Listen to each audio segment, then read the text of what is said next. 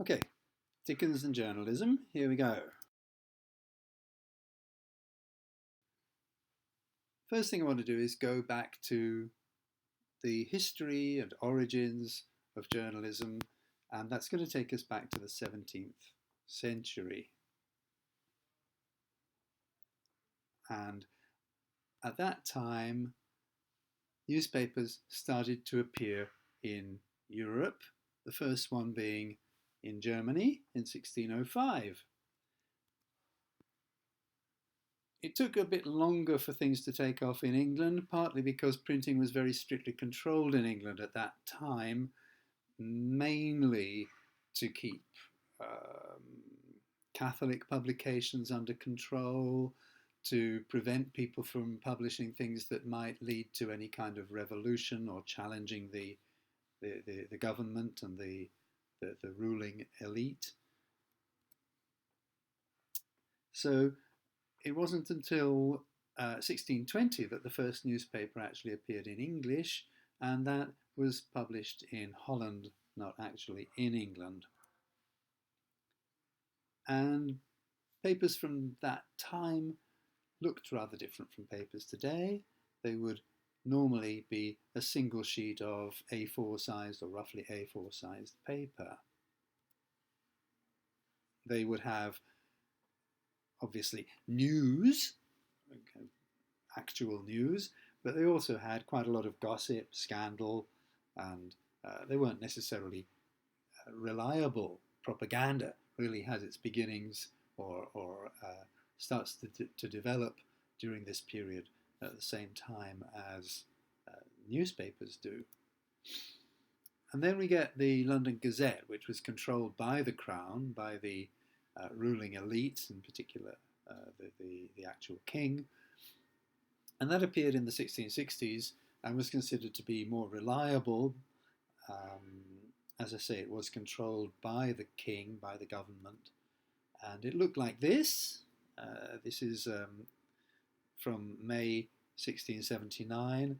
And a little bit difficult to see what's being said here, but it's talking about a horrid murder being committed, and we've got that sort of scandalous sort of language, a horrid murder, and we've got the typical features that we find in a lot of journalism.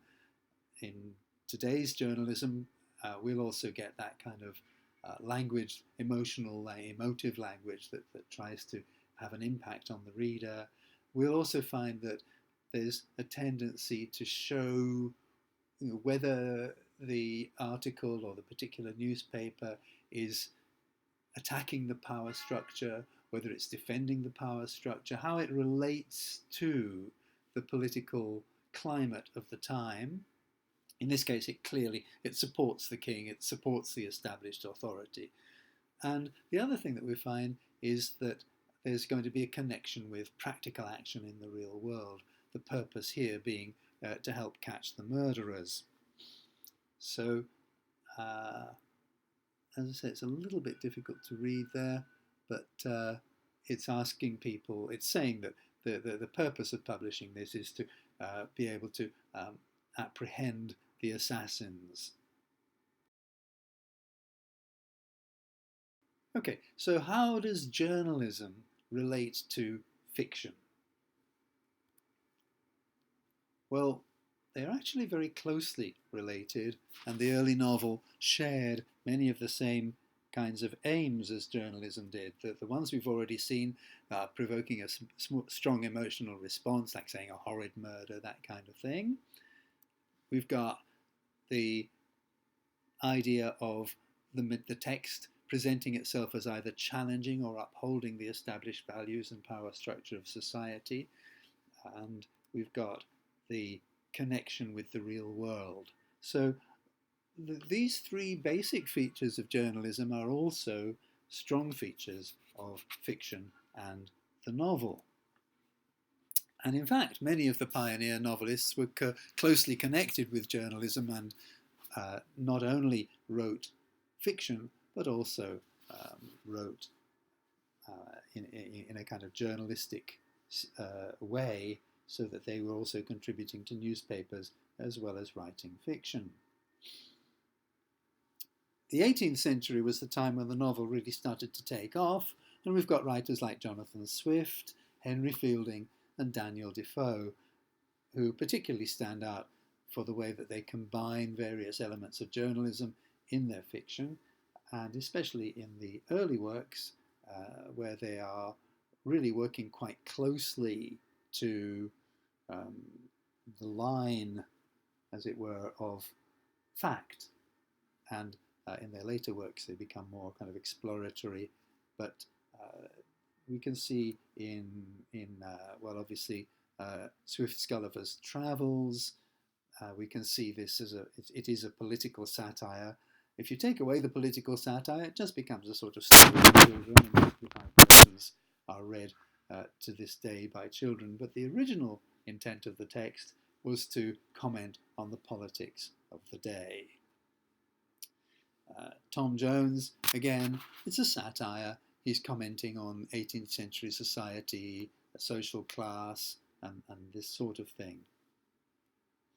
And Daniel Defoe, his Moll Flanders, which is actually set in the 17th century, it also gives a very realistic picture of English society, so it's strongly bound to fact. And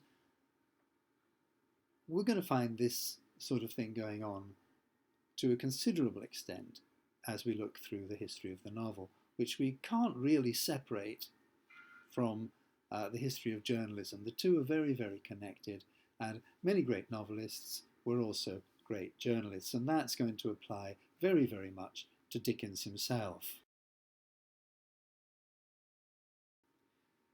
Dickens was in fact a journalist before he began to be a writer. By the time he was 20, he taught himself shorthand. He was writing newspaper reports for the Mirror of Parliament, a journal of the day, and his politics became clear, particularly clear when he started contributing to the Whig newspaper, The True Sun. The Whigs would be the reformist party, whereas the Tories, who correspond to the Conservatives, would be more traditional and holding on to government control. The Whigs would be more connected with, well, they developed into the Liberal Party, putting the emphasis on individual freedom, giving people rights, and so on. And this would be Charles Dickens's political position. The New Poor Law was a very hot topic in the 1830s, and he wrote a report on it in 1834, and then, of course, it became the central theme, the underlying theme behind his novel Oliver Twist, which was published serially between 1837 and 1839. This serial publication, by the way, can also be seen as relating or connecting novels to journalism. The fact that they would come out in magazines on a monthly basis, or they would be published separately and come out in the same kind of way as newspapers and magazines came out. It connected them in terms of the publication method and the way of distribution. So, yes, both in his factual report on the New Poor Law and in his fictional development of that in Oliver Twist, we can see Charles Dickens's concern with reforming the law and trying to get rid of what he saw as, and what I think was, a social injustice. And at the same time, he started working for the Morning Chronicle and began publishing stories. His Sketches of London came out in the Evening Chronicle, another newspaper, and so he starts to develop as a fictional writer alongside his already established status as a journalist.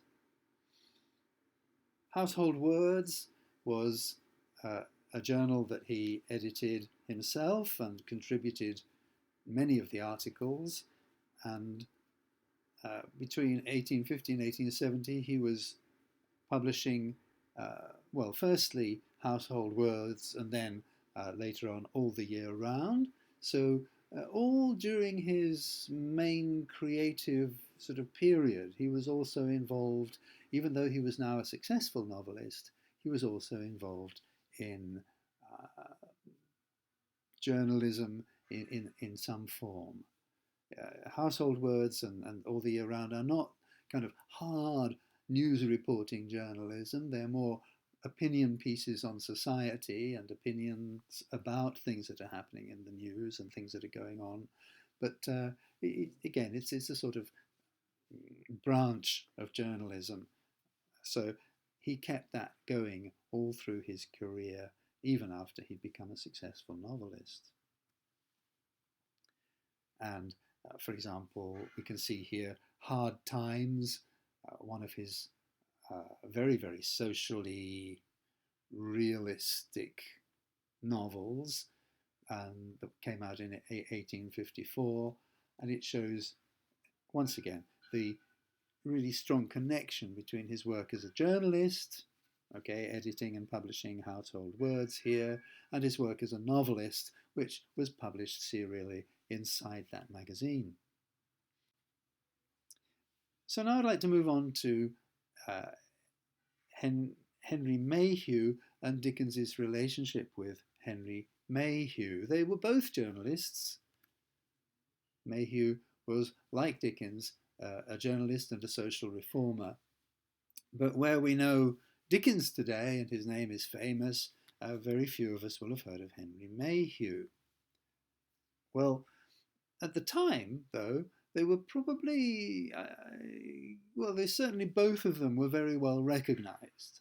So London Labour and the London Poor, written by Henry Mayhew during the 1840s, was a classic, really, and it was a milestone in the history of journalism, because it was showing the working class, in their own words, taking exactly what they had said from interviews and conversations that they had with Mayhew and presenting them to the public at large. Well, Dickens admired what Mayhew was doing, and he himself was quite influenced by Mayhew. And this is where we can see something interesting, I think. We can see the difference between these two writers that go alongside the similarities. And these may help us to understand how Dickens worked as a writer of fiction. Because Mayhew, you see, gives a realistic picture, just shows this is what these people were like, this is what they said to me, this is what... He's a reporter. He's reporting back. This is what happened when I talked to them. This is what the interaction was. This is what they said. Whereas Dickens will embellish. He will sentimentalize. He will moralize. He will... he's presenting, he's got an agenda, and he's working on that agenda in various kinds of subtle ways. So obviously what he was doing was very successful, because, as I say, we all know Dickens today, but Mayhew is comparatively forgotten. So Mayhew will give us the records of the accounts of the street sellers, the rag gatherers, the prostitutes, the poor people, just saying what they said, showing what they themselves said about them, their lives, and how they commented on things. And as a record of social history, Mayhew is very reliable, very interesting if you're interested in social history, fascinating, but he doesn't write stories that are going to engage you in the way that Dickens does. Dickens takes these real life situations and characters, and then he fictionalizes them. He might combine 3 or 4 real life people into one kind of character or something like that. And he will be reflecting his own morality or the morality of his readers in a way that will engage the reader, rather than simply presenting the basic facts. And I can show that perhaps best through a picture, through an illustration. Here is an illustration to one of Dickens's novels, Our Mutual Friend. Now, the factual details of the situation are altered here. He's sentimentalizing and altering characters in various ways, but he's actually changing facts here. And this illustration is quite a good example. Marcus Stone was a friend of Dickens's, and he was the illustrator for this particular engraving, which is showing a dredgerman working on the River Thames. Now, the job of a dredgerman would be to go along trawling the bottom of the river and trying to find, well, anything that might be there, whatever it might be. It could be all sorts of different things. It could be old bits of iron that had been thrown in there, you know, like some kind of an old bicycle or something. Well, that would be, yes, a bicycle, or, you know, an old wheelbarrow or something. And most of the time it wouldn't be anything particularly valuable, but of course people would always be hoping that they were going to find something valuable. And Dickens worked closely with his illustrators, and Stone was a particular friend, so he would have discussed the details of this engraving. So it's not just Stone's interpretation of what Dickens wrote. Dickens himself would have had a hand in this. And this is where it gets interesting, because this boat really is nothing like a dredgerman's boat. Actually, Mayhew gives a very clear description of such boats. He says they had a sharp cutwater fore and aft, and says that they looked like nothing else on the river. Well, you can see aft would mean the back of the ship, of the boat, and you can see that the aft of this boat is flat. It's not pointed, and the front is pointed, but it's not sharply pointed. This is just a regular rowing boat. This is not a dredgerman's boat. There's no equipment on it. The grappling irons, the dredging net, not there, and it's too small. I mean, here we're showing the dredgerman with his daughter rowing, but I mean, suppose they did haul something up. Where would they put it? There's nowhere for them to put it, is there? I mean, it's smaller. It's completely unrealistic, and the argument here would be, as